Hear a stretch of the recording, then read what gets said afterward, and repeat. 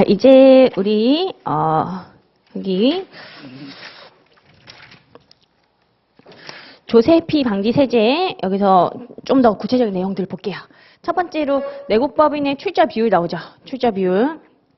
요 내국법인의 출자 비율이 10% 이상은 돼야 한다. 내국인의 출자 비율. 내국인이라고 하면 거주자하고 내국법인 둘 다 얘기하는 거예요. 거주자하고 내국법인 둘 다를 표현 자체가 내국인이라는 표현으로 쓰고 있다라고 보시면 돼요. 내국인의 출자 비율이 10% 이상. 그런 걸 지금 보는 거죠. 요거 볼 거고 이제 그 저세율 국가 어떻게 저세율이냐 그걸 보는 거고 그다음에 세 번째 주제가 특정 외국법인.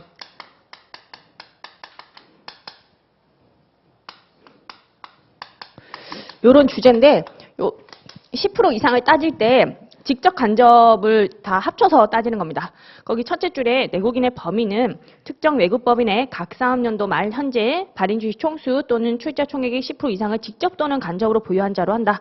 직접 보유 비율도 들어가는 거고요. 간접도 같이 합쳐서 계산하는 게 원칙이라고 이해하시면 돼요. 우리가 특수관계인인지 아닌지 이런 거 따질 때도 직접 간접 다 합쳐가지고 따졌죠.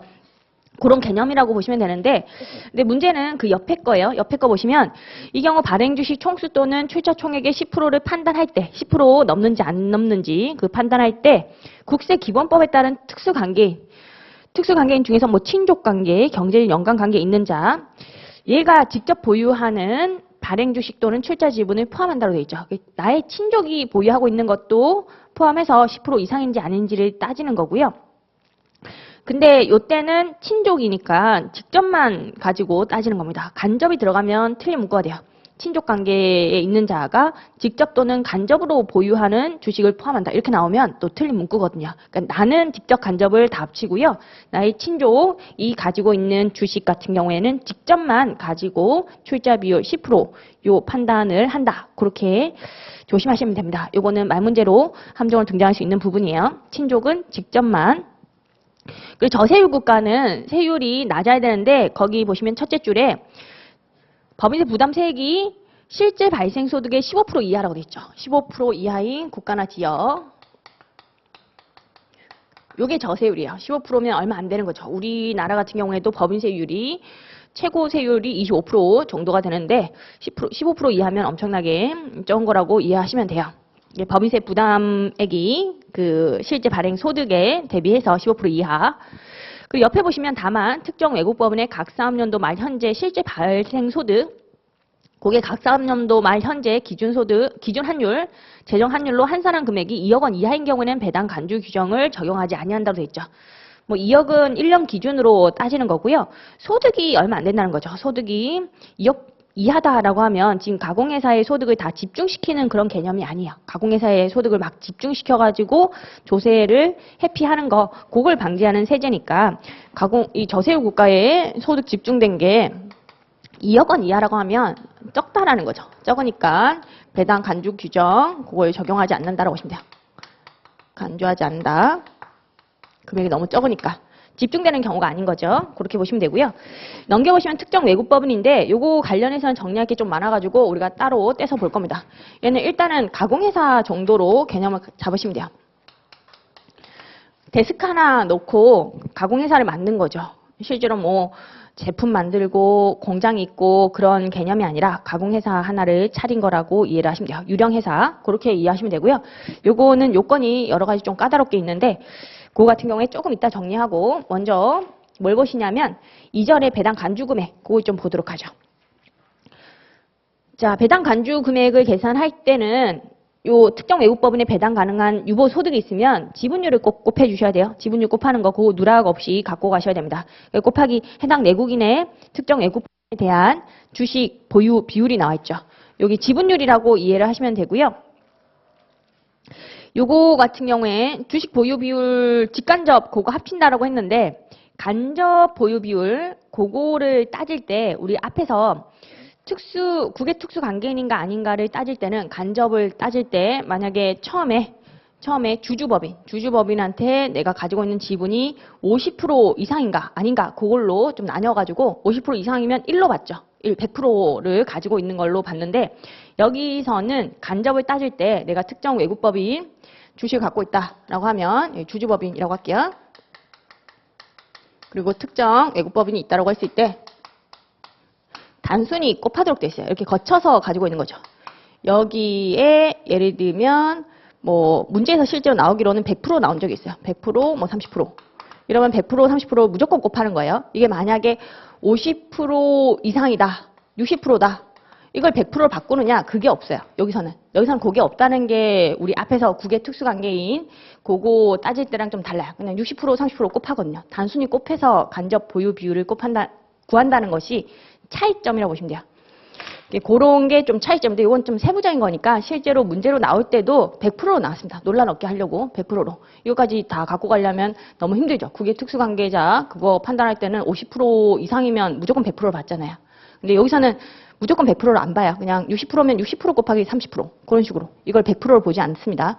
그런 게 약간은 차이점이라고 이해하시면 돼요. 근데 요거는 너무 세부적인 거니까 뭐 크게 걱정하실 필요는 없고요. 그 참고에 좀 넣어놨긴 했습니다. 참고에 1번이죠. 그 주식 보유 비율 산정할 때 간접의 경우를 얘기하는 겁니다. 거기 내국인과 특정 외국법인 사이에 주식 보유를 통하여 하나 이상의 법인이 개재되어 있고 주주법인이라고 우리가 불렀던 거 매개체가 하나 있다는 거죠. 그러면 이들이 모두 직렬 출자 관계로 연결되어 있는 경우에는 내국인의 특정 외국법인 주식 보유 비율은 각 단계의 지분 비율을 모두 곱하여 산출한다. 별도의 규정이 있는 거예요. 이쪽 동네에서는 별도의 규정으로 무조건 곱한다. 50% 이상, 50% 미만 이런 거 안 따진다. 뭐 그렇게 이해하시면 되고요. 다 갖고 가시기는 어려우니까 우리 앞에 게 더 중요한 규정이에요. 국외 특수관계자 그거 따질 때 50% 이상이면 100%를 본다는 그 규정이 좀 더 중요한 거라고 보시면 되겠고 여기서는 지분율을 곱한다. 그것만 잘 갖고 가시면 돼요. 지분율을 곱한다는 것만 그거 누락 없이 갖고 가시면 되겠고 그 배당 간주 금액의 기속 시기는 우리가 소득세법 이런 데서 배웠어요. 간주 배당의 수입 시기. 배당 간주 금액은 특정 외국법인의 해당 사업연도 종료일의 다음 날부터 60일이 되는 날이 속하는 내국인의 과세 연도에 입금 또는 배당 소득에 산입한다. 그렇게 되어 있죠. 뭐 2달은 아니에요. 2달은 아니고 60일이라고 되어 있죠. 원래 배당 같은 경우에는 다음 연도에 처분해서 주는 개념이죠. 일반적으로 이번 연도 소득에 대해서 배당을 준다라고 하면 다음 연도 한 2월달, 3월달 그쯤에 주총을 열어가지고 배당, 잉여금 처분 결의하고 주는 거니까 그거를 감안해서 60일이라는 규정이 나온 거고요. 이건 종료일이 다음 날부터 60일인데 2달이라고 착각을 하시면 안 돼요. 예를 한번 들어볼게요. 예를 들면 만약에 특정 외국법인의 사업연도 종료일이 10월 31일이라고 할게요. 10월 31일. 이때 종료했다라고 하면 그 다음 날 11월 1일부터 기산하는 거죠. 11월 1일부터 기산하는 것이고 여기서 60일을 더 하셔야 돼요. 11월 달은 30일이 있죠. 60일이 되려면 31일을 더 더해야지만 60일이 되는 거니까 그 날은요. 12월 30일이 되겠죠. 30일. 그러니까 2달이 아닙니다. 10월 31일이 뭐 3년도 종료일이다 라고 하면 여기에 막 갑자기 2달 더 하셔가지고 12월 31일 이런 식으로 하시면 안 돼요. 요거 다음 날부터 일단 기산하고요. 여기서 60일을 더하는 거니까 12월 30일 그런 식으로 31일 아니라는 거 그런 것만 조금 주의하시면 되겠죠. 이렇게 60일로 정해져 있는 겁니다. 2달이 아니고 그리고 배당 간주 금액이 외야 한산 여기 외야니까 특정 외국법인 외국에 있죠. 그렇기 때문에 외야 한산이 들어가야 되고요. 이것도 기속 시기 그 다음 날이 60일이 되는 날 현재 환율 기준 환율 재정 환율로 환산을 한다. 그 규정이에요. 보시면 될 것 같고 그리고 3절의 외국납부 세액공제 여기 나오는 이유는 그 조세 피난처에서도 이게 세율이 있을 수가 있거든요. 무세율국도 있지만 저세율국 그래서 15% 이하의 국가니까 세금을 걷는 게 있을 수가 있다는 거죠. 국외 자회사죠. 결과적으로 특정 외국법인 국외 자회사에게 외국에서 버뮤다 이런 데서 세금 거둔 게 있다는 거죠. 뭐 버뮤다는 일단 무세율국이긴 한데 뭐 버진 아일랜드 이런 데는 저세율국이니까 버진 아일랜드에서 세금 거둔 게 있다라고 하면 우리나라에서도 배당 간주 금액에 대해서 세금 내고 또 외국에서도 세금 내는 거니까 이중과세 문제가 생기는 거죠. 외국에 낸 세금, 자회사가 낸 세금을 내가 낸 것처럼 봐주는 게 간접 외국납부 세액이에요. 자회사니까 원래 별도의 법인인데 내가 낸 것처럼 외국납부 세액 공제를 해줄게. 그걸 간접 외국납부 세액 공제라고 부르는 거고요. 요거 해준다는 겁니다. 해준다. 이중과세 조정을 위해서. 거기 보시면 입금 등에 산입한 배당 간주 금액은 간접 외국납부 세액의 세액공제, 송금 산입 규정을 적용할 때 이를 입금 등에 산입한 과세연도의 수익 배당 금액으로 본다. 그런 식으로 되어 있죠. 자, 그렇게 보시면 돼요. 간접 외국납부세액 공제를 해준다. 그렇게만 좀 갖고 하시면 될 것 같고요. 직접 외국납부세액 공제, 요거는 직접은 어떤 경우에 생기냐면 지금 X1년도에 요때 입금 산입이 들어간 거야. 이때 배당 간주를 해서 요때 입금 산입이 들어갔다. 배당 간주 금액에 대해서. 근데 나중에 시간이 지나고 X5년도에 배당금을 지급했다는 거죠. 배당을 지급했다. 그럼 이때도 입금이 되면 요거 입금 산입 이미 했는데 요때 배당 돈 받으면서 또 입금 수익으로 잡혀버리면 이중으로 과세가 되는 거예요. 이미 과세가 됐는데 배당 안 줬어도 배당 준 것처럼 간주했으니까 나중에 배당이 지급이 되면 이중과세를 방지하고자 2월 입금으로 봐요. 과거에 입금으로 산입된 게 다시 수익으로 잡힌 거니까 2월 입금으로 봐서 입금 불산입을 하게 됩니다. 이때 배당 지급할 때 원천징수세액이 있을 수가 있죠. 외국에서 그 버진 아일랜드에서 이 배당을 지급할 때 원천 징수한 세액이 있다라고 하면 그게 직접 외국 납부세액이에요. 직접 외국 납부세액. 이것도 이미 입금 산입하면서 과세소득에 들어와서 법인세 냈는데 또다시 세금을 내게 된 거니까 이중과세죠. 이중과세를 조정하기 위해서 직접 외국납부세액 공제 그런 걸 해주는데 그걸 해주는 시점이 중요한 거야. 해주는 시점이 직접 외국납부세액 공제 요거 해줄게. X5년도에 해주느냐? 아니라는 거죠.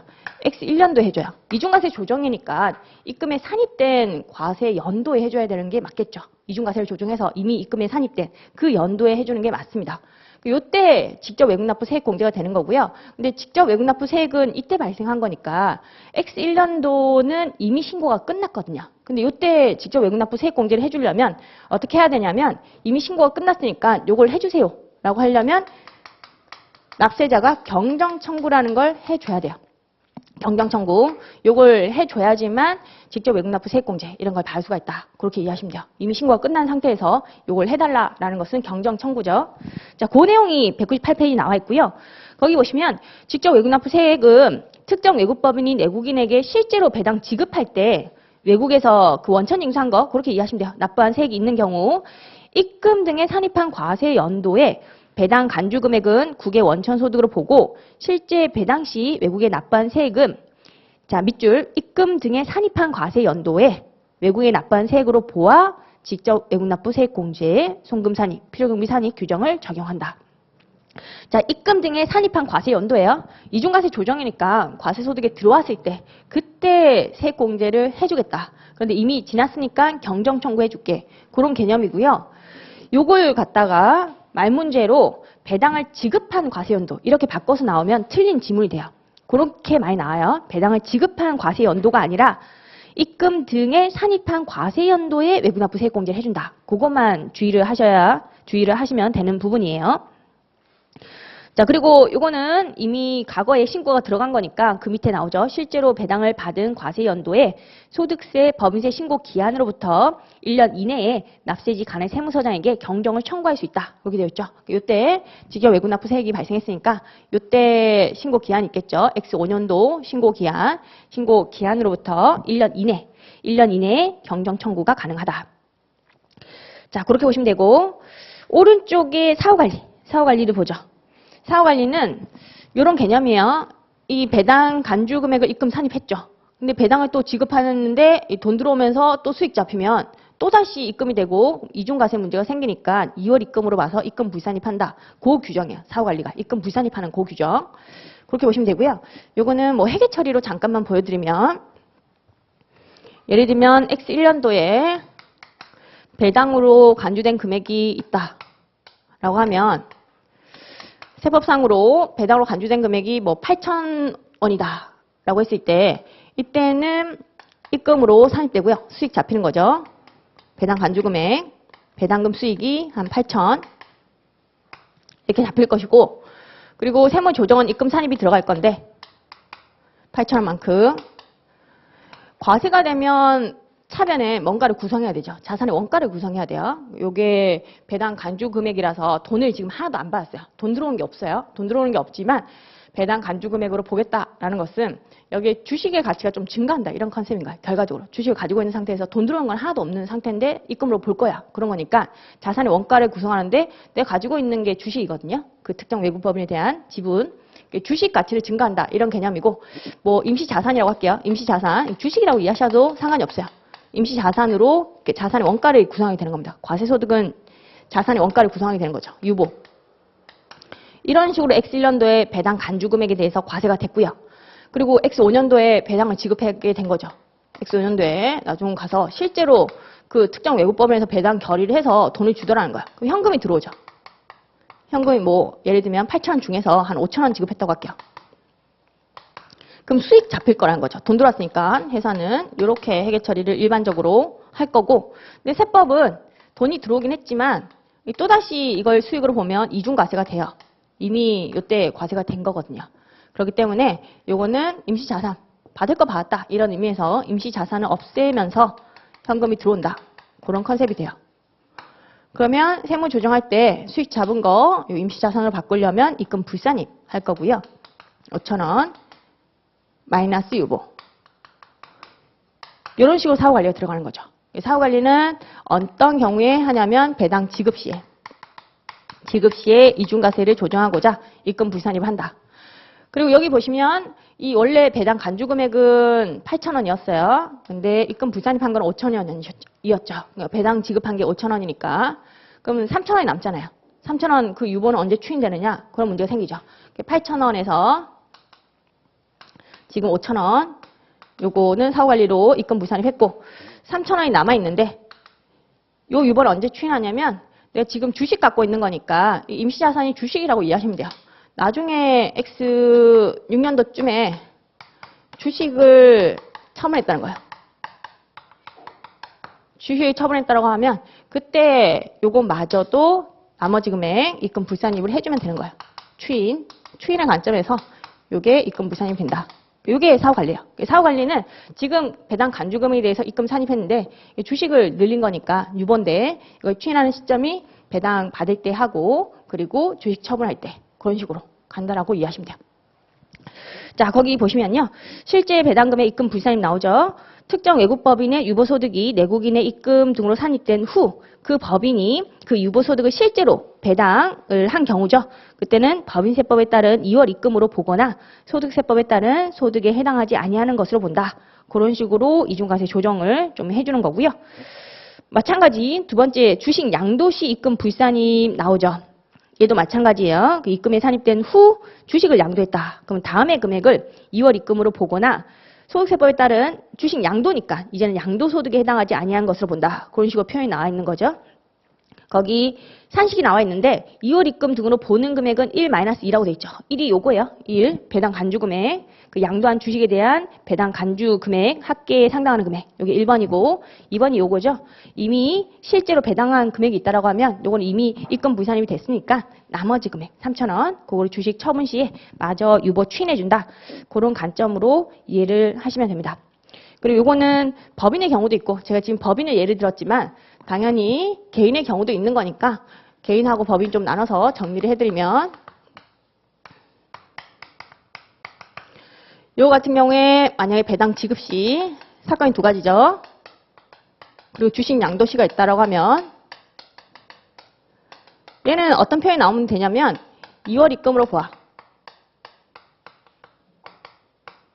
입금 불산입한다. 여기서도 2월 입금으로 보아. 입금 불산입한다. 이런 표현이 나오면 되고요. 개인의 경우에는 배당을 지급했다라고 하면 배당이니까 배당 소득으로 보지 않는다. 과거에 간주 배당으로 배당 소득이 되었으니까 또다시 배당 소득이 되면 안 되죠. 배당 소득이 아닌 걸 본다.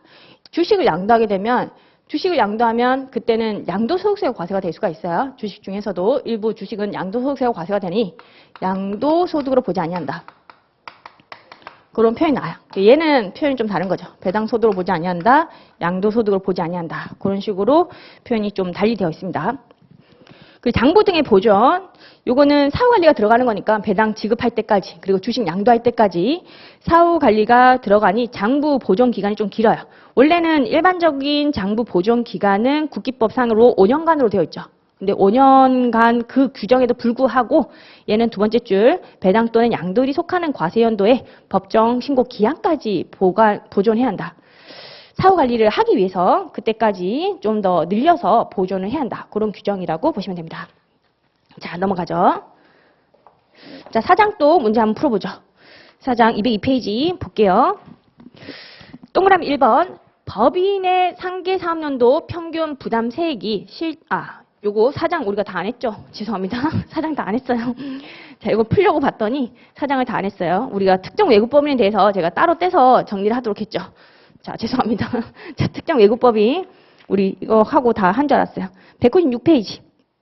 196페이지를 다 안 했습니다. 요거 하고 할게요. 왜냐면 문제에도 그 특정 외국법인 관련된 문제가 들어가 있거든요. 미니 퀴즈에. 그래서 퀴즈를 풀려고 봤더니 다 안 했네요. 자, 특정 외국법인에 대해서 여기 세부적인 내용이 많다 보니까 좀 따로 떼서 제가 정리해 드리는 걸로 했고요. 요거는 정리할 게 좀 많긴 해요. 196페이지. 자, 특정 외국법인에 대한 내용인데 제가 아까는 가공회사 이 정도로 이해하면 된다고 했죠. 가공회사.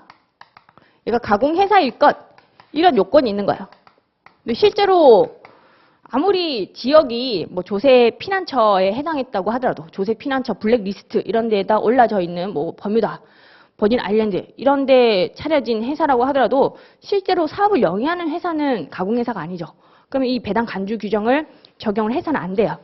때문에 좀 세부 내역이 있는 거고요. 거기 1번 양가로에 보시면 고정된 시설을 가지고 있고 사업을 실질적으로 영위하는 특정 외부법인이었다. 그러면 간주 배당 규정을 적용하지 않아요. 가공회사를 안 보거든요.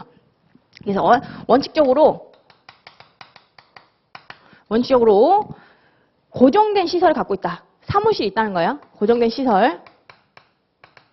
사무실 있고 그리고 사업을 실질적으로 영위한다. 그럼 가공회사가 아닌 거라서 간주 배당 규정이 적용되지 않아요. 이해가시죠? 그렇게 보시면 되고요. 근데 예외가 있기 때문에 얘가 조금 힘든 거라고 보시면 돼요. 고정된 시설이 있어요. 고정된 시설이 있는데도 불구하고 일정한 경우에는 가공회사를 또 봐요. 고정된 시설을 갖췄는데도 불구하고 일정한 경우에는 가공회사를 보고요. 어떤 경우는 고정된 시설이 없어요. 없는데도 가공회사로 보지 않는 경우도 있어요. 업종마다 좀 다르다는 거죠. 실제로는 업종마다 좀 다르다고 이해하시면 돼요. 고정된 시설은 뭐 갖추기가 그렇게 어렵지 않은 거니까 건물 조그만한 거 임대 한 5평짜리 그죠? 5평짜리 이렇게 5평을 임대한 다음에 그 다음에 회사 차린 것처럼 그렇게 할 수가 있는 거니까 고정된 시설 그 여부를 가지고 따지기에는 그 현실하고 맞지 않다. 그 세부 규정이 있는 거라고 보시면 돼요. 첫 번째 보시면 뭐 특정 외국법인이 저세율국가 지역의 사업을 위해서 필요한 사무실, 점포, 공장 등의 고정된 시설을 갖추고 있고 스스로 사업을 관리하거나 지배 운영을 하며 그 지역에서 주로 사업을 하는 경우에는 배당 간주 규정을 적용하지 아니한다. 자, 요게 원칙이에요. 원칙은 일단은 가공회사가 아니었다라고 하면 배당 간주 규정을 적용할 여지가 없는 거죠. 근데 다만 다음에 어느 하나에 해당하는 특정 외국법인의 경우에는 그러하지 아니한다는 거죠. 지금 고정된 시설이 있어요. 있음에도 불구하고 이런 업종들, 요 업종들이 실제 시험에 좀 많이 나왔었어요. 요 업종은 좀 기억을 하셔야 되는데 이걸 다 기억하기는 좀 어렵고요. 거기 도매업, 금융, 보험업, 그리고 부동산, 임대업 이런 게 나오죠. 요 정도만 좀 갖고 가셔도 상관이 없어요.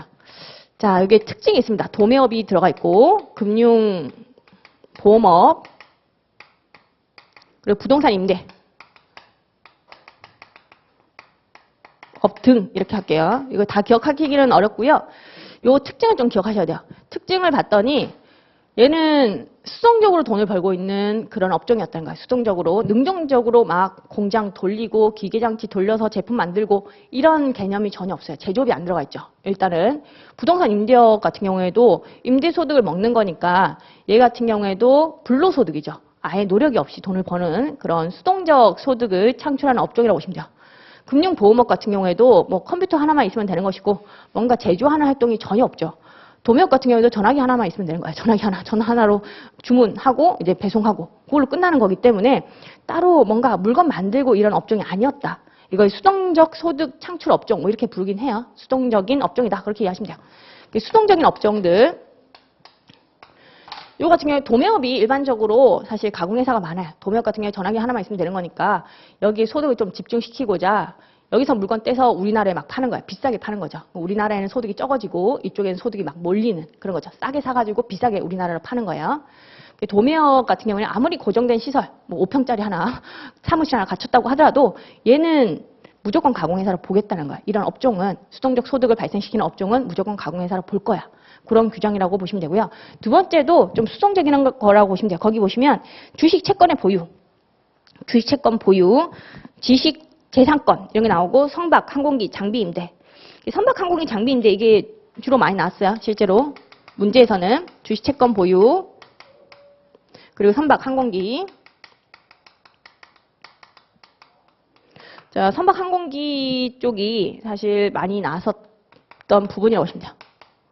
근데 이거는 뭐 어렵지 않거든요. 자주 나왔던 문구인데 부동산 임대하고 비슷한 거예요. 이것도 임대잖아요. 임대인데 이거는 부동산, 건물이고 얘는 장비죠. 선박, 항공기, 장비 그걸 임대하는 거. 얘랑 비슷한 거라고 보시면 돼요. 수동적인 거라고 이해하시면 돼요. 요거하고 요거 둘 다 고정된 시설이 있다고 해도 수동적인 업종 같은 경우에는 무조건 가공회사로 볼 거야. 그런 규정이라고 이해를 하시면 되고요. 그 동그라미 1번 같은 경우에는 뭐가 많이 붙어 있죠. 여기 이런 업종일 것 플러스 일정한 요건도 붙어 있긴 해요. 일정 요건 갖추면 가공회사로 볼 거야. 그런 건데. 자, 그 거기 뭐 일정 요건 같은 경우에는 50% 이런 규정들이 막 있어요. 그걸 다 외우기는 좀 어렵다라고 보시면 돼요. 거기 그 업종에서 발생하는 게 50% 초과일 것, 그리고 특수관계인하고 거래한 금액이 또 50% 초과일 것 이런 게 붙어 있긴 해요. 이런 플러스 알파까지는 기억하기는 어렵고요. 업종 정도만 기억하셔도 될 것 같습니다. 도매업은 또 예외가 있어요. 도매업은. 그래서 거기 참고에 이런 내용이 좀 적혀져 있습니다. 도매업 배당 간주 규정 적용 배제 특례라고 돼 있죠. 참고에. 자, 읽어보면요. 뭐 아무리 도매업이면 무조건 가공회사냐. 그렇지 않을 수도 있는 거니까 특례가 좀 있다고 보시면 돼요. 도매업을 영위하는 특정 외국법인이 같은 국가 또는 같은 지역, 이거는 법에 정해져 있어요. 같은 국가, 같은 지역은 뭐냐? 도대체 그 가로 안에 나오죠. 유럽연합하고 중국과 홍콩 이런 거는 같은 국가, 같은 지역으로 보고 있어요. 왜냐하면 중국하고 홍콩이 있다고 하면 중국에서 주로 공장 돌려요. 제조업 같은 경우에 중국의 인력 같은 게 엄청나게 싸죠. 그렇기 때문에 중국에서 공장을 만들고요. 홍콩에 팔고 싶어도 홍콩에 공장을 만들려면 임대료 이런 게 너무 비싸기 때문에 홍콩에서 공장을 짓지는 않고요. 중국에 일단 공장을 지어요. 홍콩에 팔고 싶다고 하더라도. 중국에서 사실 공장을 만들 때 도매업은 홍콩에서 영위하는 경우가 되게 많아요. 실제로도. 그렇기 때문에 그런 걸 좀 감안해 준 거죠. 얘는 실질적으로 사업을 하는데 도매업이라는 이유만으로 가공회사로 보게 되면 안 된다. 그런 의미에서 중국에서 공장 차리고 홍콩에서 도매업하고 있는 거. 그런 거는 또 괜찮다는 거예요. 거기 끝에 보시면 또 특수관계 없는 자에게 판매하는 경우로서 같은 국가 등에 있는 특수관계 없는 자에게 판매한 금액이 총 매출액의 50% 초과하는 경우에는 배당 간주 규정을 적용하지 아니한다고 돼 있죠. 특수관계 없는 자한테 계속 판매를 하고 있다는 거야. 실질적으로 사업을 영위하고 있는 케이스라고 이해하시면 되겠고, 이 유럽연합이라든지 중국과 홍콩이 대표적인 예라고 보시면 돼요. 유럽연합 같은 경우에도 뭐 동유럽하고 북유럽 있으면 그 인력이 싼 데서 공장 차리고, 그리고 도매업 같은 경우에는 좀 유통하기 좋은 데서 그 버진 아일랜드 이런 데가 좀 유통하기가 좋아요. 그래서 거기를 기점으로 해서 도매업을 하는 경우가 실제로 있어요. 그렇기 때문에 도매업이라고 해서 무조건 가공회사로 보면 안 된다라는 규정이라고 보시면 돼요. 이런 요건들이 만족시켰다면 배당 간주 규정을 적용하지 않겠다. 가공회사 아니다. 가공회사 아니라는 것이 배당 간주 규정 적용하지 않는다. 이 말하고 똑같은 말이라고 보시면 됩니다. 그래서 이런 게 좀 어렵긴 한데 이게 또 많이 나왔던 부분이에요. 1, 2번 이런 업종들, 수동적인 업종들 일단 가공회사로 본다. 그렇게 좀 갖고 가시고 도매업은 또 예외가 있더라. 자, 그 정도고, 그리고 이번 양가로 같은 경우에 해외 지주회사 유보소득의 배당 간주 규정 배제 특례죠. 여기서도 원래 주식 채권을 보유하고 있는 거, 그게 뭐 해외 지주회사라고 이해하시면 되는데 이것도 수동적인 거니까 고정시설이 있어도 원래는 가공회사 이렇게 보는 거죠. 근데 이 주식 채권 보유하고 있는 해외 지주회사 같은 경우에 고정된 시설이 있든 없든 그런 거 상관없이, 없어도 상관이 없어요. 없어도 가공회사를 안 복귀라는 규정이 또 있다는 거예요. 적용 배제, 해외 지주회사 같은 경우에. 이거 같은 경우에 보면요. 주식을 보유를 주된 사업으로 하고 있다는 거죠. 특정 외국법인. 그 자회사의 주식을 보유한 법인, 해외 지주회사죠. 다음의 요건을 모두 갖춘 경우에는 사무소, 점포, 공장 등의 고정시설을 통한 사업의 경영 여부와 관계없이라고 되어 있죠. 있든 없든 배당 간주 규정을 적용하지 아니한다라고 되어 있습니다. 동그라미 1번에 요건이 있어요. 보니까 그 해외 지주회사가 그 자회사 주식을 그 자회사의 배당 기준이 현재 6개월 이상 계속해서 보유하고 있었다. 뭐 조세회피 목적이 아니었다는 거죠. 장기적으로 계속해서 주식을 보유하고 있었고요. 그리고 동그라미 2번에 보시면 또 같은 국가 이런 표현이 나와요. 해외 지주회사가 자회사 중 같은 국가 등의 본점 또는 주사무소를 두고 있는 자회사로부터 받은 이자 배당, 그 밖에 소득을 합친 금액이 그 해외 지주회사 소득 금액에서 차지하는 비율이 90% 이상일 것. 같은 국가라는 것이 전 세계에 있는 자회사가 있는데 거기서 이자 배당을 다 받고 있다. 이 해외 지주회사가. 그러면 조세피 목적이 있다고 보시면 돼요. 모든 소득을 집중시키는 거죠. 그러면 조세피 목적이 있는 거고요. 그게 아니라 이 지역에 있는 자회사만 관리하는 해외 지주였다는 거죠. 해외 지주가 이 지역에 있는 것만, 전 세계 거 다 소득을 집중시킨 것이 아니라 이 지역에 있는 자회사를 관리, 감독할 목적으로 설립된 지주회사였다라고 한다면 그때는 조세피 목적이 있는 것이 아니니까 배당 간주 규정을 적용하지 않을게. 그렇게 이해하시면 돼요. 해외 지주회사는. 그러니까 이런 게 좀 특례라고 보시면 돼요. 이 도매업도 사실은 적용 배제하는 특례가 따로 있었고요. 주식 채권 같은 경우에도 해외 지주회사 특례가 있어가지고 고정시설 갖추고 있든 없든 상관없이 가공회사로 보지 않는 그런 규정이 있더라. 이건 해외 지주회사. 요건들이 있는 거죠. 지주회사로서 또 일정 요건을 세부적으로 암기할 필요는 없고요. 읽어보고 이해 정도 하시면 돼요. 이해를 하시고 자주 읽어보시면 되는 부분입니다. 자, 이렇게 하면 이제 끝나는 겁니다. 자, 미니 퀴즈 풀어보죠. 자, 다시 202페이지로 돌아오도록 하죠. 202페이지. 자, 1번. 동그라미 1번. 법인의 세계 사업연도 평균 부담 세액이 실제 발생 소득의 15% 이상인 국가 또는 지역, 저세율 국가죠. 여기에 본점 또는 주사무소를 둔 외국 법인에 대하여 내국인이 출자한 경우에는 그 외국 법인 중 내국인과 특수관계가 있는 법인, 이걸 특정 외국법인 이렇게 부르죠. 예, 각 사업연도 말 현재 배당 가능한 유보 소득 중 내국인에게 기속될 금액, 뭐 지분율급하니까 그거는 배당 받은 것으로 본다. 맞는 문구예요. 기본적으로 조세피 방지 세제를 설명하고 있는 문구죠. 두 번째, 특정 외국법인의 유보소득이 내국법인의 입금 등에 산입된 후 그 법인이 해당 유보소득을 실제로 배당을 했다는 거예요. 이를 법인세법에 따른 2월 입금으로 보거나 소득세법에 따른 배당소득에 해당하지 아니하는 것으로 본다. 맞죠? 이미 입금에 과세가 됐는데 또다시 입금이 되면 안 되는 거니까 2월 입금으로 보거나 배당소득이 아닌 걸로 한다. 맞고요. 세 번째, 특정 외국법인이 내국인에게 실제로 배당을 지급하는 때 외국에 납부한 세액, 요거는 직접 외국 납부 세액이라고 이해하시면 돼요. 실제 배당 지급하는 때 원천 징수한 거. 이 외국에 납부한 세액은 실제로 배당을 지급한 과세 연도에 외국에 납부한 세액으로 보아 직접 외국 납부 세액 공제, 요걸 적용한다. 요 이중과세 조정이라서 과거에 입금 산입한 과세 연도, 그때 직접 외국 납부 세액으로 봐서 적용을 하는 거고요. 실제로 배당을 지급한 과세 연도가 아니죠. 이렇게 바꿔서 나올 수가 있다는 거예요. 입금에 산입한 과세 연도입니다. 과거에 입금 산입한 과세 연도. 그렇기 때문에 경정 청구라는 규정도 추가로 있었죠. 네 번째, 특정 외국법인의 유보소득에 대한 합산 과세에 의해 입금에 산입된 금액은 사후 관리하여 실제 배당을 받거나 주식 양도 시에 입금 불산입으로 처리하여 추인한다. 그죠? 입금 산입했고 나중에 배당 받거나 또는 주식 양도 시에 추인하죠. 이때 이월된 입금 등의 계산에 필요한 장부 증빙 서류는 국기법 장부 보전 기간 불구하고 배당 양도일이 속하는 과세 연도까지 보존해야 한다. 맞는 얘기예요. 맞는 얘기. 다섯 번째, 특정 외국법인의 유보소득에 대한 합산 과세를 적용받는 내국인은 특정 외국법인의 각 사업연도 말 현재 발행 주식 총수 출자 금액의 10% 이상을 직접 간접으로 보유한 자라만 한다. 이때 10% 판단함에 있어서 국세기본법에 따른 친족 등 특수관계인이 직접 또는 간접으로 보유하고 있는 발행 주식 또는 출자 비율을 포함한다. 틀렸죠? 어디가 틀렸냐면 특수관계인이면 직접만, 그죠? 직접만 포함하고 간접은 포함해서는 안 돼요. 여섯 번째, 주식, 출자 지분, 채권의 보유, 선박 항공기, 장비의 임대, 수동이죠. 수동 소득이라고 보시면 돼요.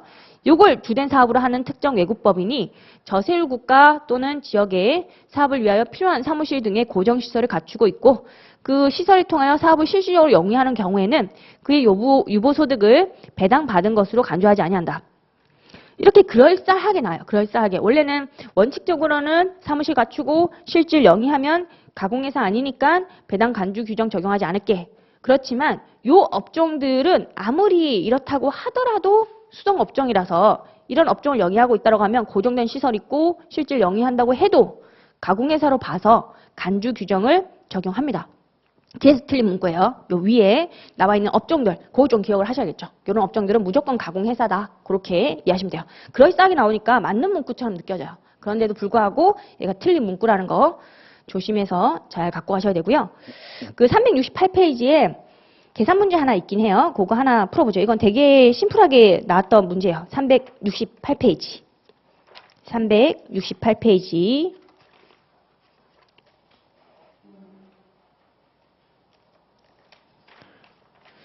자, 368페이지 13번 문제죠. 13번 문제. 뭐, 그렇게 어렵지 않아요. 여기 보시면, 배당 간주금액 계산하면 얼마냐. 그렇게 나왔거든요. 배당 간주금액. 일반의 내국법인 A는 내국법인 B의 주식을 100% 보유하고, 또 B는 A와 특수 관계가 있는 외국법인 Z의 주식을 30% 보유하고 있다. 자, 지금 법인이 A가 있고, 자, B가 있고, Z가 이렇게 나와 있는 상태인 거죠.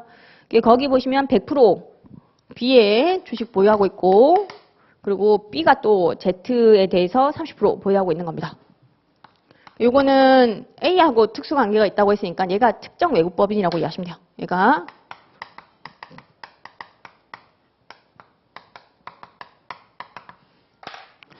자, 그리고 두 번째, 내국법인 A는 내국법인 C의 주식을 100% 보유하고 C는 외국법인 Z의 주식을 20% 보유하고 있다. 여기 C가 또 있는 거야. C가 중간에 매개체가 있는 거죠. 100% 보유하고 있고 얘가 또 얘에 대해서 20% 보유하고 있는 그런 케이스라고 이해하시면 돼요. 그리고 3번 양가로 외국법인 Z는 법인세 부담세액이 실제 발생 소득의 5%인 외국에 본점을 두고 있다. 실제 발생 소득의 15% 이하의 세율을 가지고 있다고 하면 저세율국에 들어가는 거죠. 저세율국에 본점을 두고 있는 특정 외국법인 맞다라는 거죠. 그리고 배당 가능 유보 소득이 100만 달러이다. 그렇게 나와 있습니다. 100만 달러. 그럼 우리는 뭘만 하면 되냐면 여기서 내가 가지고 있는 지분 있죠. 직접 간접 합쳐가지고 그 지분율을 곱하면 배당 간주 금액이 나오는 거야. 그 지분율은 단순히 곱한다고 했죠. 여기서는. 이게 50% 이상, 60%라고 해도 곱하는 겁니다. 아시겠죠? 100%를 안 보고 60%라도 60% 곱하기 30% 이런 식으로 가는 건데 여기서는 좀 논란을 방지하고자 100%로 나와버린 거야. 100%. 100% 곱하기 30% 하면 30%. 100% 곱하기 20% 하면 20%. 그렇게 해서 합치면 간접이 두 개죠. 30%, 20%. 50%를 내가 가지고 있는 거야. 간접 비율이. 요 비율 곱해서 50%니까 50만 달러. 요게 답이 되는 그런 문제였어요. 좀 쉽게 나왔고요. 무조건 곱하도록 되어 있긴 합니다. 이 동네에서는. 곱하는 따로 규정이 있기 때문에. 자, 요게 13번 문제였고 이렇게 하면 이제 조세 피난 방지세제. 거의 다 했어요. 지금 국적법 같은 경우에 요까지 하면 거의 뭐 80% 이상 다 한 거고 나머지는 금방금방 하는 내용들이 좀 나와 있습니다. 자, 일단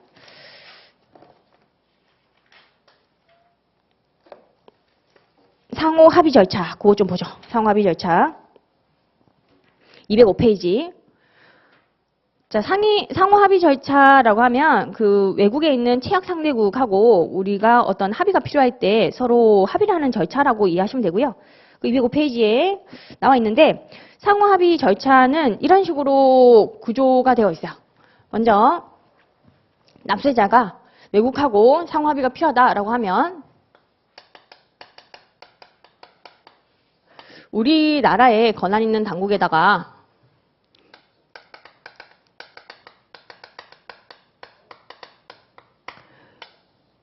상호 합의 절차 개시 신청이라는 걸 합니다. 개시 신청. 여기선 신청이고, 그리고 권한 있는 당국이 외국에 권한 있는 당국이죠. 외국에 있는 취약 상대국 권한 있는 당국에다가 상호합의 개시 요청을 하는 거죠.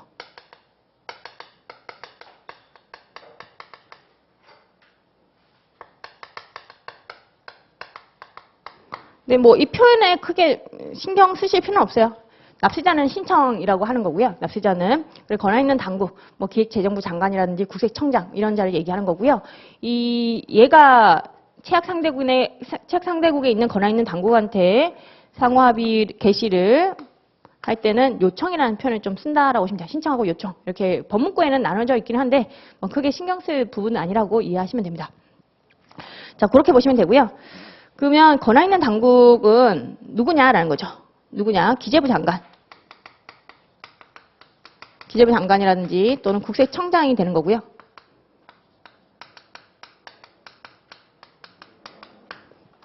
기재부 장관한테 상호합의 개시 신청을 하는 케이스는 되게 중요한 건인 경우, 중요한 건이고 파급 효과가 좀 큰 거는 기재부 장관한테 개시 신청을 하도록 요구를 하고 있어요. 나머지는 다 국세청장이라고 이해하시면 돼요. 얘가 더 높은 자죠. 기재부 장관이 훨씬 높은 자니까 파급 효과가 큰 거. 조세 조약의 해석, 적용 관련된 문제였다고 하면 조세 조약 관련해서 해석, 적용에 관한 문제는 기재부 장관에게 상호합의 개시 신청을 하도록 요구하고 있어요. 나머지는 다 국세청장이라고 이해하시면 돼요. 해석, 적용 나오면 기재부 장관한테 개시 요청을 한다. 그렇게 보시면 되겠고, 그 개시 신청을 받으면 개시 요청을 하는데 뭐 신청이 없더라도 직권으로 얘가 필요하다고 생각하면 권한 있는 당국이 직권으로 요청을 할 수도 있어요. 직권 요청도 가능하다고 보시면 되고요. 뭐 신청이 있었을 경우에 거부하는 것도 가능해요. 거부도 가능하다. 뭐랑 조금 비슷하냐면 우리 뭐 부가가치세 같은 경우에 사업자 등록 신청 있죠. 그거랑 좀 비슷한 거예요. 사업자 등록 신청을 만약에 안 했다라고 하면 직권으로 막 등록시켜버리죠. 그거랑 좀 비슷하게 여기선 상호합의 개시 신청을 안 했는데도 필요하다고 인정이 되면 권한 있는 당국이 아예 직권으로 상호합의 개시 요청을 할 수도 있는 거고요. 또는 뭐 우리 또 부가가치세에서 만약에 신청을 했다. 사업자 등록 신청을 했는데 얘가 사업자 등록 신청을 언제 했냐면 사업 개시 전에 했다는 거예요. 사업 개시 전에. 그때는 등록 거부도 가능하죠. 사업을 개시하지 아니할 것으로 인정이 되면 등록 거부 뭐 이런 게 가능하잖아요. 그런 좀 비슷하게 여기서도 거부가 가능해요. 뭐 신청 자격이 없는데 신청을 했다든지 뭐 그런 케이스가 나와요. 그러면 거부가 가능하다. 그렇게 이해하시면 돼요. 기본적으로 이런 구조로 간다라고 보시면 되겠고, 제일 첫 번째 나와 있는 게 누구한테 개시 신청을 하느냐. 그 사유가 나와 있어요. 사유마다 신청 기간이 좀 다른데 첫 번째 거는 중요한 사유라고 보시면 돼요. 조세 조약의 적용 해석에 관한 것은 파급 효과가 큰 거니까 신청 기간이 기재부 장관이죠. 나머지 보시면 조세 조약의 규정에 부합하지 않는 과세 처분을 받았거나 받을 우려가 있다. 또는 조세 조약에 따라 우리나라와 취약 상대국 간의 조세 조정이 필요하다. 그때는 국세청장이 되는 거니까 하나만 기억하시면 돼요. 적용 해석 이게 나오면 기재부 장관. 이게 만약에 적용 해석 관련인데 국세청장에게 신청한다 이렇게 나오면 틀린 문구가 되는 거니까 적용 해석이 중요한 건이고 그때는 높은 자 기재부 장관에게 신청을 하는구나. 그렇게 보시면 되고, 그 개시 요청 같은 경우에는 요청이라는 표현은 우리나라에 권한 있는 당국이 취약 상대국에 있는 권한 있는 당국에다가 개시를 요청한다. 이런 표현이라고 보시면 돼요.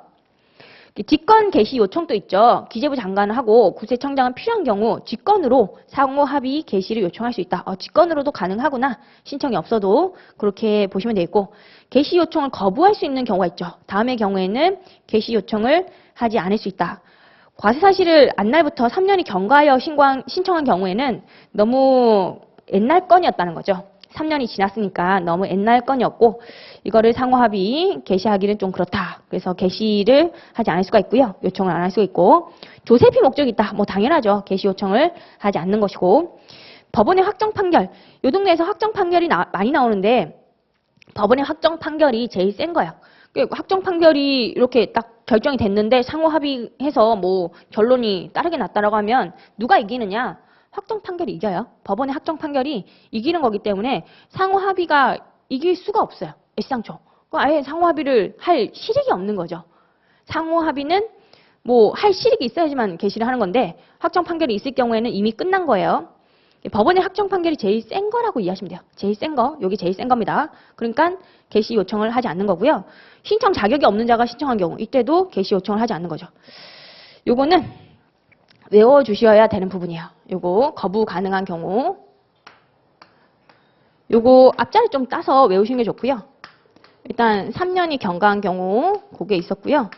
그리고 조세의 회피 목적이 있는 경우,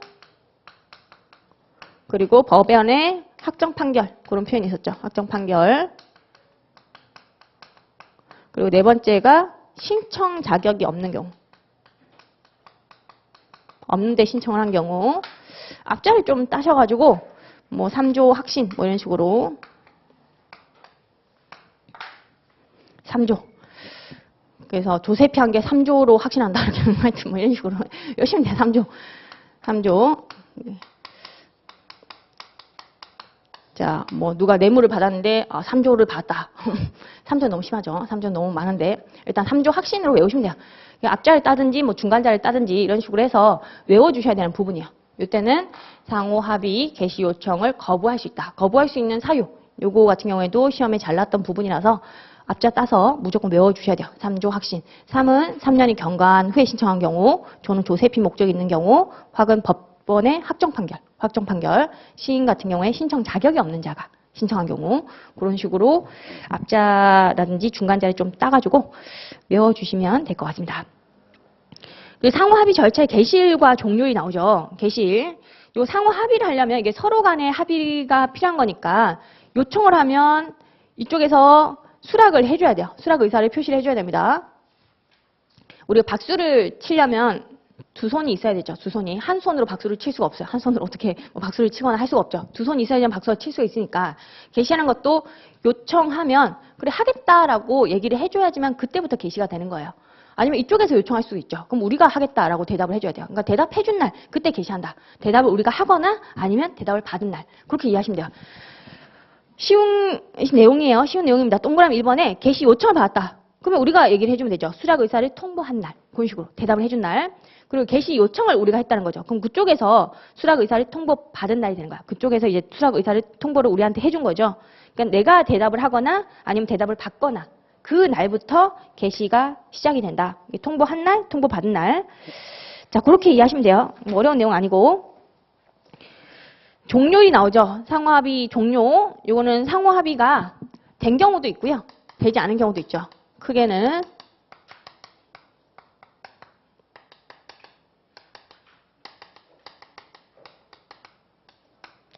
자, 이렇게 나뉘는데 일단 상호 합의가 안 됐다라고 하면 상호 합의가 됐다라고 하면 상호 합의가 됐다라고 하면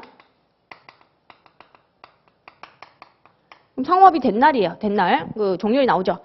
거기 보시면 우리나라와 치약 상대국에 권한 있는 당국 간의 문서에 의해서 합의가 이루어진 날. 그 합의를 한 날. 문서에 의해서 합의를 이루어졌으니까 합의한 날. 그렇게 보시면 되고요. 근데 상호 합의가 이루어지지 않았다는 거죠. 그러면 계속 갈 수가 없잖아요. 계속 갈 수가 없으니 우리 뭐 할 일도 많은데 이것만 하고 있을 수는 없죠. 그렇기 때문에 5년이 되는 시점에 상호 합의가 종료가 된다. 그렇게 보고 있어요. 종료일이 그 상호 합의 개시일의 다음 날부터 5년이 되는 날이라고 돼 있죠. 5년까지. 근데 이 상호 합의가 되지 않은 경우에 자, 원래가 원칙이 5년이라고 보시면 돼요. 원칙. 계속 합의를 하자. 계속 합의를 하지 말자. 이렇게 두 개로 좀 나뉘는데 계속 합의를 말자라고 하면 무조건 5년이 되는 날 끝나버리는 거예요. 5년이 되는 날. 근데 상호 합의가 안 됐다고 해도 계속적으로 한번 합의해보자. 이런 식으로 나갈 수가 있어요. 그럼 5년이 좀 지나도 상관이 없어요. 근데 또 할 일도 많은데 이것만 하고 있을 수는 없죠. 그렇기 때문에 너무 길게는 안 되고요. 8년을 초과할 수 없다라는 규정이 있습니다. 계속 합의가 안 되면 그냥 5년. 그게 원칙이라고 보시면 돼요. 이게 원칙, 이게 원칙인데 계속적으로 합의하자라고 하면 8년을 초과하지 않는 범위 내에서 상호 합의를 계속적으로 할 수가 있는 거죠. 그게 꽃표시에 들어가 있는 내용입니다. 상호 합의 절차를 계속 진행하기로 합의하는 경우에는 상호 합의 절차가 종료되지 아니하며 이 경우 상호 합의 절차 종료일은 개시일의 다음 날부터 8년을 초과할 수 없다. 최장 8년이라고 이해하시면 되겠죠. 최장 8년. 5년이 원칙이지만 최장 8년까지는 상호 합의가 가능하구나. 그리고 법원 확정 판결이 나옵니다. 상호 합의를 하고 있는 도중에 법원에서 확정 판결이 나오면 얘가 가장 세다고 했죠. 얘가 세니까 상호 합의를 계속적으로 진행할 실익이 없어요. 애시당초. 그렇기 때문에 확정 판결일 날 갑자기 종료해 버리는 거예요. 확정 판결일 날 이걸로 끝나버린다라고 이해하시면 되겠고, 개시 신청을 철회했다.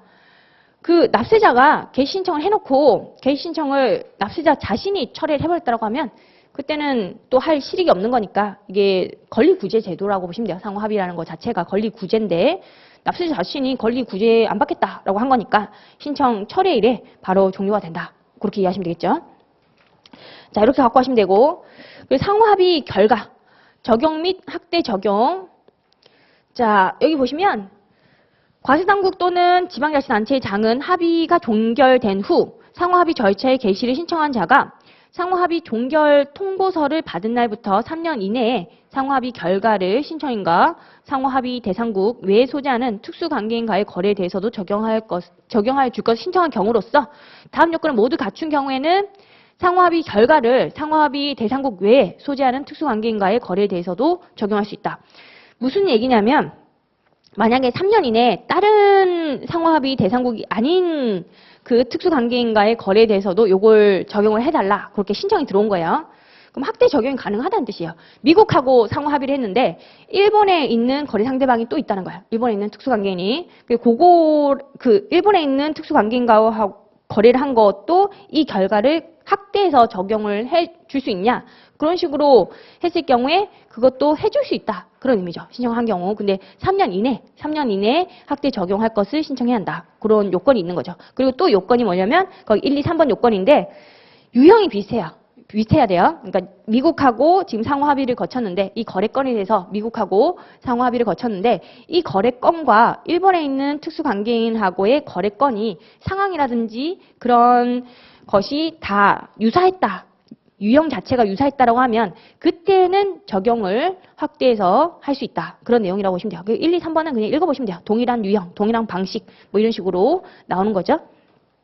확대 적용이 가능하다. 그 정도만 좀 갖고 하시면 되겠고요. 그리고 상호 합의 결과의 시행. 뭐 합의를 했으니까 당연히 권리를 구제하고자 요거 시행을 해줘야겠죠. 동그라미 1번에 보시면 기획재정부 장관, 국세청장은 상호 합의 절차가 종결된 후에는 과세당국, 지방자치단체의 장 이런 관련 기관에 결과를 그 상호 합의 절차의 종료일 다음 날부터 10월 이내에 통보해야 한다. 통보해서 결과적으로 조치를 취한다. 동그라미 2번에 나오죠? 그 과세당국, 지방자치단체의 장은 필요한 조치를 하여야 한다. 결과적으로 시행을 한다라는 거죠. 필요한 조치까지 다 이제 지시를 내려서 조치를 취한다. 제일 마지막에 나와 있는 문구가 제일 중요해요. 이게 시험에 좀 많이 나왔던 부분이에요. 다만부터가 시험에 나오는 부분이고요. 거기 보시면 상호 합의 절차가 종결된 후에 법원의 확정 판결이 있는 경우라는 거죠. 확정 판결이 가장 세다고 했죠. 그럼 그 확정 판결 내용이 해당 상호 합의 결과와 다른 경우에는 그 상호 합의는 처음부터 없는 것으로 한다고 되어 있죠. 상호 합의가 센 게 아니에요. 확정 판결은 법에 따라서 결정되는 거기 때문에 우리끼리 뭐 합의하고 이걸로 되는 것이 아니라 법원의 확정 판결이 법에 따라 결론 난 거니까 더 세다라고 보시면 돼요. 그렇기 때문에 상호 합의는 처음부터 없는 것으로 한다. 이게 틀린 문구로 한번 출제가 된 적이 있습니다. 틀린 문구로 어떻게 출제가 되냐면 이 확정 판결을 뒤집을 수가 없는데 이 상호 합의가 결과가 다르게 나왔을 경우에 재심을 청구할 수 있다. 이런 식으로 나온 적이 있어요. 재심을 청구할 수 있다는 뜻이 결과적으로 법원의 확정 판결을 뒤집을 수 있다. 이런 뜻이거든요. 근데 재심을 청구할 수가 없어요. 확정 판결은 판결이 확정되었다는 뜻이에요. 재심을 청구해서 뒤집고 이렇게 할 건이 아니라고 보시면 돼요. 그렇기 때문에 상호 합의는 처음부터 없는 것으로 본다. 이 문구가 맞는 문구라고 보시면 됩니다. 시험에 나왔던 부분이라서 갖고 가시고요. 재심 이런 거 안 돼요. 다시 심사를 해달라. 이런 식으로 청구를 할 수가 없습니다. 그리고 상호 합의 절차 시의 특례, 징수 유예하고 체납 처분 유예. 상호 합의 중에는 상호 합의 결과가 어떻게 나올지 모르잖아요. 상호 합의 결과로서 뭐 납세자에 대한 처분이 부당했다. 그래서 부가 취소를 하겠다. 이런 식으로 결론이 날 수도 있는 거거든요.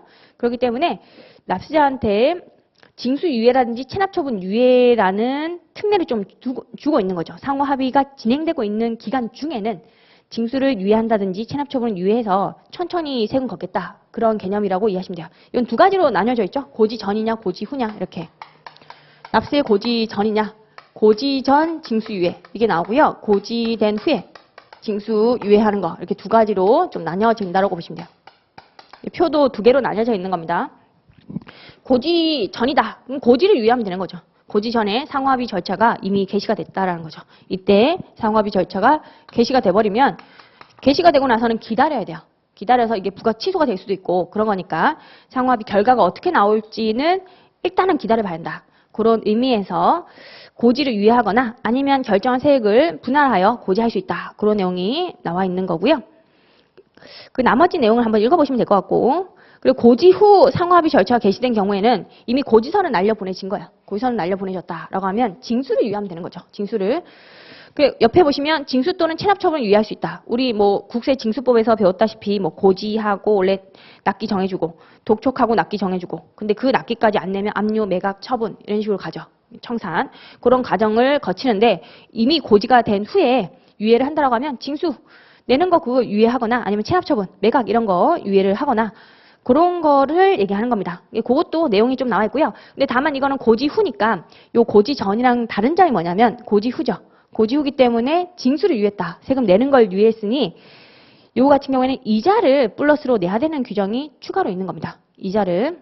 아니면 요 이자 내는 규정이 없다라고 하면 만약에 상호합의를 개시해버리면 징수 유예가 되는구나. 그럼 쓰잘데없이 상호합의 개시 신청을 막 할 수가 있어요. 납세자가 쓰잘데없이 이 징수 유예를 받으려고. 징수 유예를 받기 위해서 상호합의 개시 신청을 할 수가 있으니 악용을 할 여지가 있다는 거죠. 이자도 안 걷고 하면.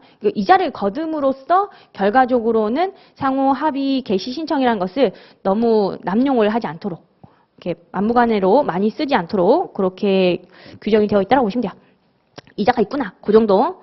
고지 전이냐 고지 후냐의 차이점은 이자가 있고 없고의 차이예요.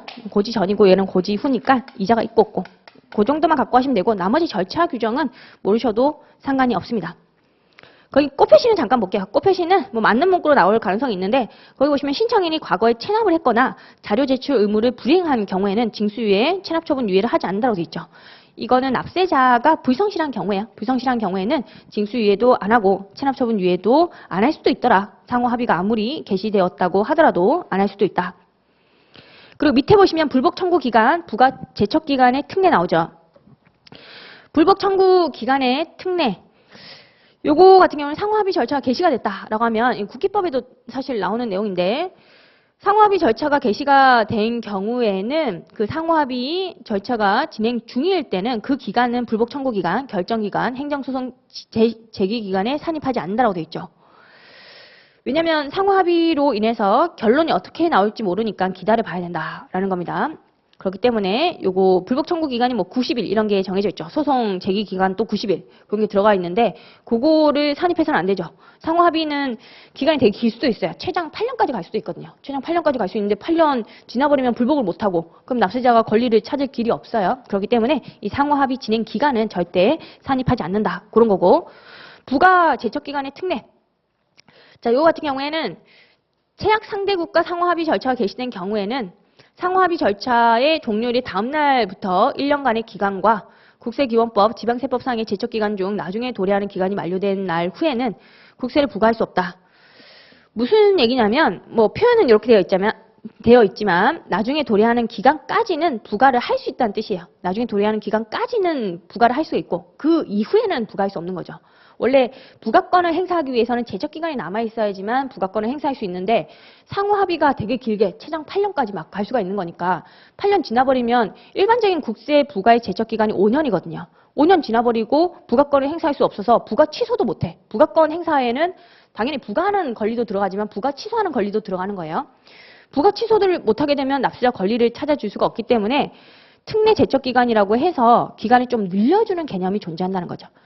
제척기간이 만약에 상호합의 종료를 했는데 제척기간이 한 6개월밖에 안 남아있다는 거야. 6개월. 그러면 좀 늘려주는 거야. 최소 1년은 남겨둘게. 부가권 행사를 위해서 상호합의 종료일의 다음 날부터 1년이 되는 시점까지. 요까지는 남겨둘게. 그러니까 요 나중에 도래하는 날이 요때죠. 요때가 나중에 도래하죠. 이 시점하고 이 시점. 요때. 요때까지는 부과할 수 있는 것이고 그 만료일 이후에는 부과할 수 없다. 이런 의미예요. 그리고 만약에 제척기간이 많이 남아있어. 제척기간이 이미 뭐 2년 정도 남아있어. 그러면 제척기간이 2년 남아있고 상호합의 종료일의 다음 날부터 1년이 되는 시점은 이때라는 거죠. 그러면 이미 제척기간이 충분히 많이 남아있는 거죠. 그러면 둘 중에 나중에 도래하는 날 2년. 제척기간 2년으로 봐서 이때까지는 부과를 할 수 있는 것이고 이건 만료일 이후에는 부과할 수 없는 것이고 그런 식으로 둘 중에 나중에 도래하는 날이에요. 자, 그렇게 이해하시면 되고요. 이게 먼저 도래하는 기간, 만료일 이런 식으로 바꿔서 나올 수가 있어요. 말장난 칠 수 있는 부분이라고 보시면 돼요. 나중에 도래하는 기간이 만료된 날 후에는 부과할 수 없다. 그런 표현만 조금 주의하시면 됩니다. 자, 이것도 다 했고 미니 퀴즈 좀 풀어보죠. 210페이지. 동그라미 1번 조세조약의 적용 해석. 자, 적용 해석이 나왔어요. 요거는 파급 효과가 좀 큰 부분이라고 했죠. 자, 요거를 채약 상대국과 협의할 필요가 있다라고 하면 누구한테 상호합의 절차 개시를 신청할 수 있다. 기재부 장관이었죠. 기재부 장관 제일 위에 있는 자. 근데 마지막 문구에 국세청장이라고 나왔죠. 그러니까 틀린 문구가 돼요. 국세청장이 아니라 기획재정부 장관. 두 번째, 상호합의 절차 개시의 신청을 받은 기재부 장관, 국세청장은 과세 사실을 안날부터 3년이 경과한 신청의 경우에는 해당 신청을 거부한다. 맞아요. 3년 경과한 거는 너무 옛날 거니까 신청을 거부할 수 있죠. 맞는 문구라고 보시면 되고요. 이런 식으로 나올 수가 있기 때문에 여러분들이 3조 확신 이런 식으로 외우셔야 돼요. 3년이 경과한 경우, 그리고 조세피 목적이 있는 경우, 그리고 학은 확정 판결이 있는 경우, 그리고 시는 신청 자격이 없는 자가 신청한 경우 이렇게 네 가지는 좀 외워주시고요. 세 번째, 상호 합의 절차의 종료일은 우리나라와 채약 상대국의 권한이 있는 당국 간에 문서에 의하여 합의가 이루어진 날로 한다. 요거는 합의가 이루어진 경우에는 요 날로 하는 게 원칙이죠. 다만 합의가 이루어지지 아니한 경우에는 개시일의 다음 날부터 5년이 되는 날 상호 합의 절차의 종료일로 함을 원칙으로 한다. 맞아요. 이게 원칙이죠. 원칙은 5년이라고 보시면 돼요. 예외적으로 8년까지 갈 수도 있지만 계속적으로 합의하고자 하는 경우에는 8년을 초과할 수 없다. 이런 규정이 따로 있으니까 최장 8년이긴 하지만 원칙은 뭐였냐면 5년이 되는 날 맞거든요. 그렇기 때문에 이게 원칙이다. 이렇게 나왔으니 맞는 문구라고 보시면 됩니다.